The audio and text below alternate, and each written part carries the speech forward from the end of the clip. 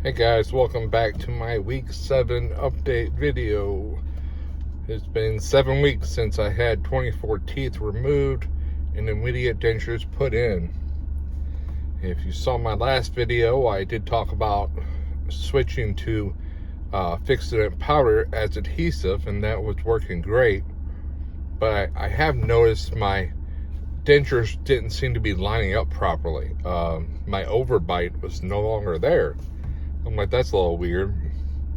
And when I was eating, I noticed there was kind of more pressure getting pushed on my gums when I ate.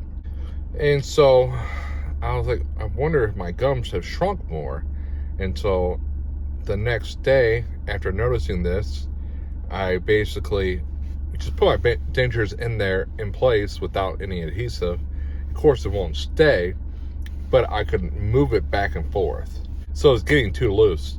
And so the Fixodent powder was working, but it would hold in place. But because there was a gap between my dentures and my gum, they were kind of moving around, making it a little uncomfortable.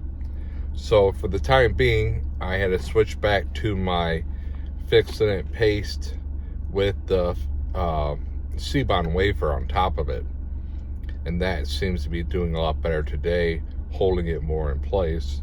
What I did is I had the uppers and lowers. Well, the middle of my part of the roof of my mouth isn't really shrinking. It's around the gum line. So instead of using the big, large upper wafer for the top, I just use the lower one in the groove where your gums are. And that seems to be holding great. And I add a little Fixodent on top of the wafer to give a little more hold. It makes the Fixodent come off easier. And then I put a little line down the roof of the denture to give a little hold there where the wafer is not.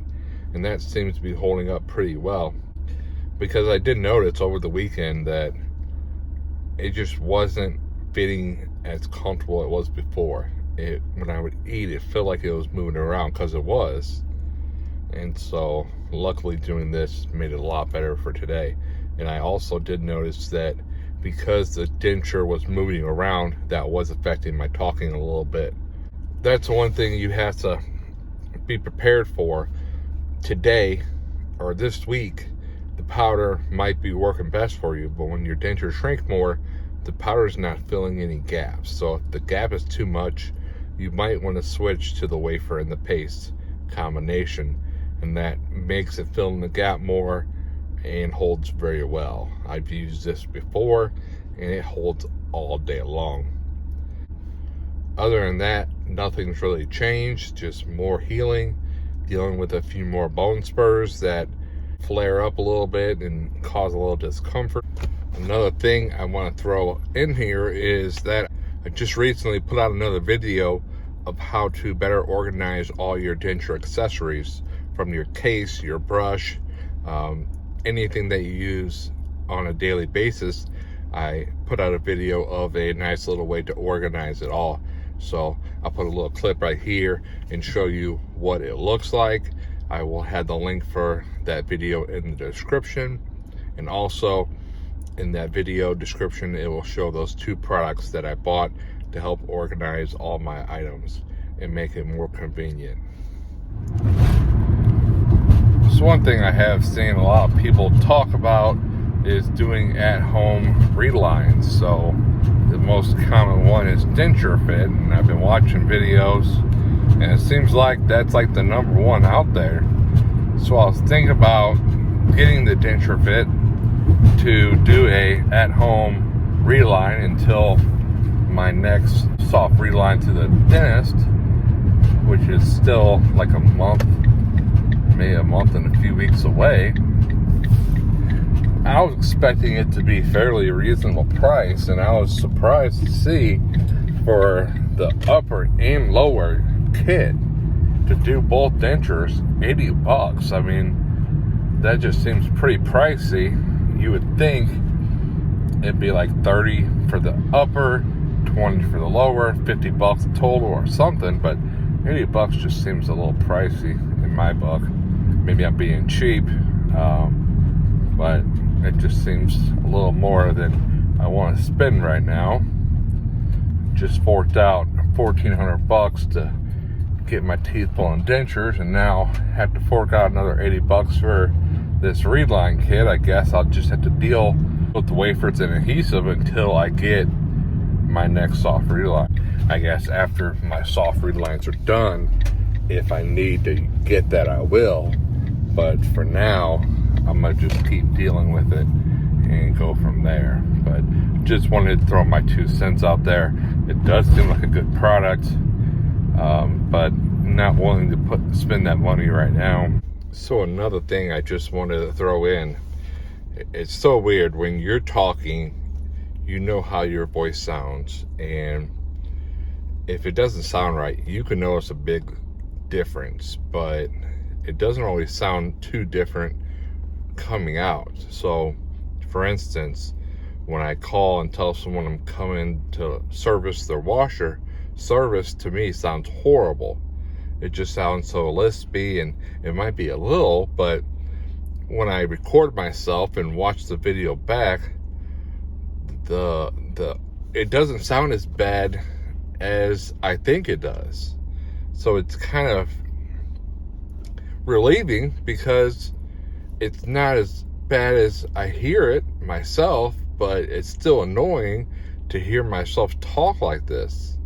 I don't know what it is, but I just sound horrible to myself. I guess knowing exactly how you should sound. And with these dentures, it just comes out a little different.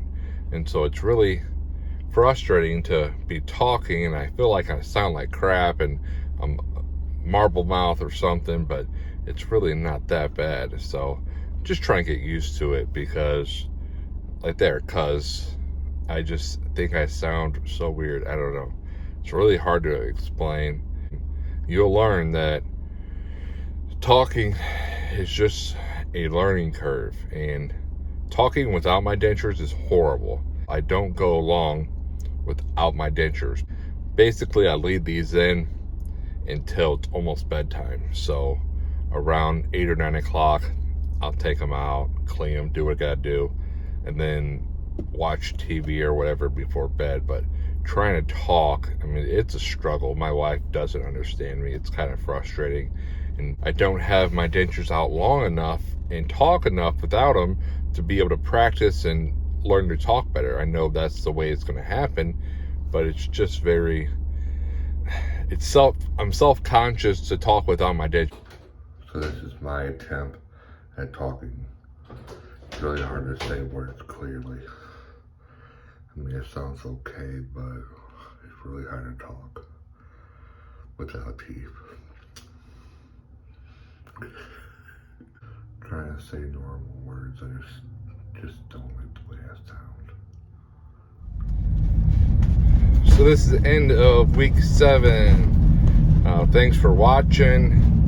I know some people are very impatient on YouTube, and they want a video to be 3 minutes and be done with it. Well, I like to give you all the information and all the things I'm dealing with, so I let you know what you can't possibly deal with, and just give it my story. I know before I was getting my teeth pulled in dentures, I watched a video of another YouTuber. I forget who it was. It was a girl, and she basically had like an hour-long video just talking about her whole experience. And I watched the whole thing.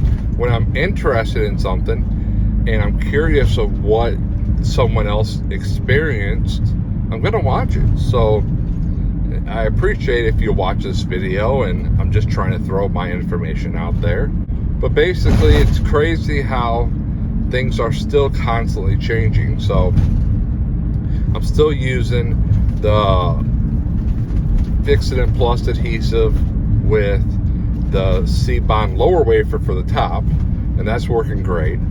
No issues there. I was putting a partial C-bond wafer on the bottom, just around to there and stop, and nothing on this side and the back, because it was just too snug back there.